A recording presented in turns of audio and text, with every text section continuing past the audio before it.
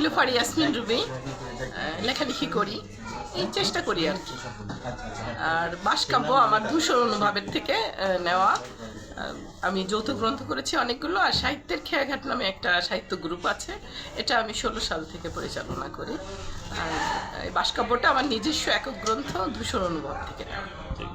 দিয়ে বেড়া হয়, বাঁশ হয় খুঁটি, বাঁশ খেলে হুঁশ হয়, আছে যাক ত্রুটি। প্যান্ডেলে প্যান্ডেলে বাঁশ কাজে লাগে, হেরে গেলে নেতাদের বাঁশ যায় আগে।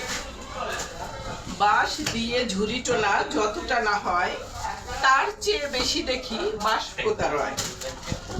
খেলাধুলায় দলবল বাঁশ নিয়ে আসে, এক দল অন্য দলে বাঁশ দিয়ে হাসে। বাঁশ বড় গুণবতী, ফেটে করে ঠস, অন্যেরে বাঁশ দিলে মনে আসে যশ। জনগণ বাঁশ খেতে ভোট দিতে যায়, নিজ পিছে হাত দিয়ে দেখে বাঁশ খায়। বাঁশের বাঁশি শুনে যে পড়েছে প্রেমে, সে তো আজ বন্দি বাঁশে গড়া প্রেমে।